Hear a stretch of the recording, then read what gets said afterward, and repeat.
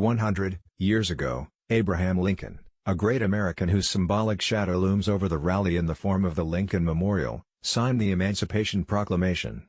This was a historic order that offered hope to millions of enslaved black Americans. The proclamation was seen as a joyous daybreak at the end of a long night of captivity. Though the Emancipation Proclamation ended the institution of slavery, black Americans still aren't truly free. Over a century later, the manacles of segregation and the chains of discrimination still keep black people in America yoked to the burdens of racism and injustice. Black Americans live on a lonely island of poverty in the middle of a vast ocean of prosperity. They are ostracized even in their own country. The attendees at the March on Washington have come to the Capitol to cash a check. The Constitution and the Declaration of Independence were promissory notes to every American, black and white, entitling them to life, liberty, and the pursuit of happiness. But America has defaulted on this note and given black Americans a bad check, a check that has come back marked insufficient funds. King refuses to believe that, in the great vaults of American opportunity, there are not sufficient funds to bestow the riches of freedom unto all Americans. King wants to remind the whole of America of the urgency of the moment. There is no time left for taking things slowly. The promises of American democracy, including justice, must be a reality for all God's children right away. The sweltering summer of the Negro's legitimate discontent must come to an end, ushering in an invigorating autumn of justice and equity. Until black Americans receive equal rights, there will be no peace in America. It is time for a revolt to shake the foundation of the country. But to everyone fighting for justice, King warns, there can be no violence or hatred in the civil rights movement. Dignity and discipline must prevail in creative protests, and demonstrations must never descend into physical violence.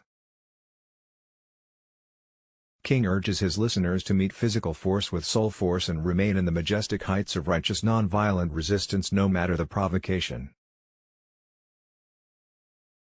King applauds the marvelous new militancy among black Americans. But at the same time, he urges his audience not to begin harboring a distrust of all white people.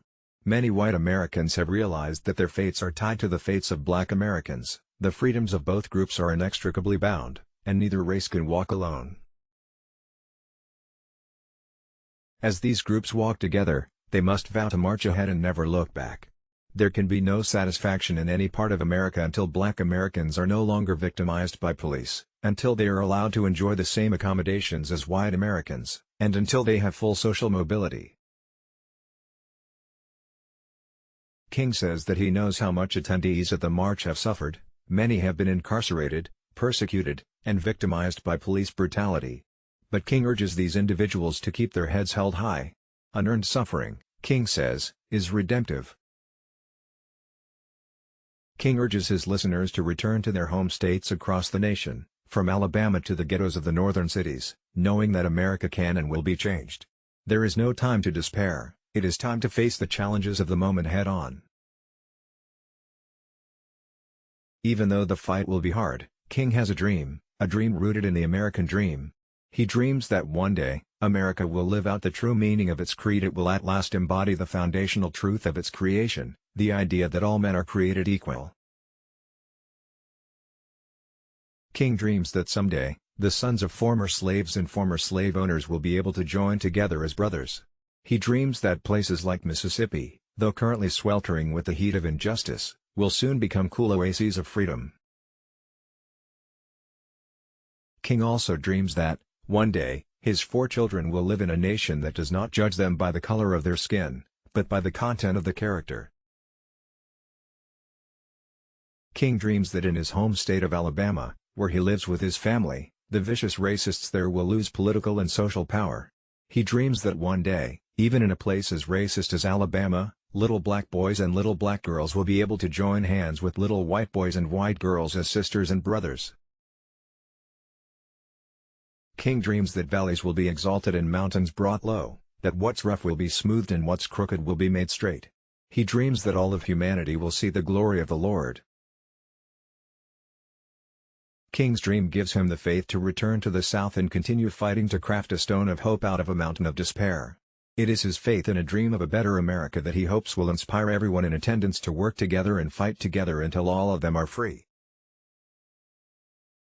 King hopes that soon, all of God's children will be able to sing Samuel Francis Smith's patriotic hymn America, My Country, 'Tis of Thee, with new meaning. America cannot truly be great until every American can wholeheartedly sing the most iconic words of that song, Let Freedom Ring.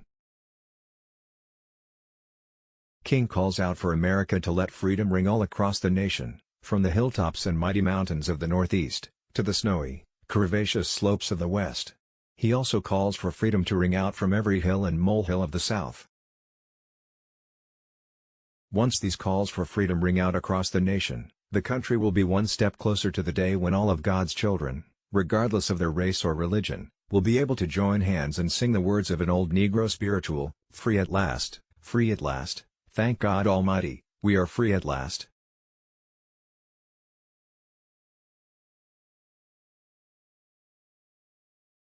Fivescore, or 100, years ago, Abraham Lincoln, a great American whose symbolic shadow looms over the rally in the form of the Lincoln Memorial, signed the Emancipation Proclamation.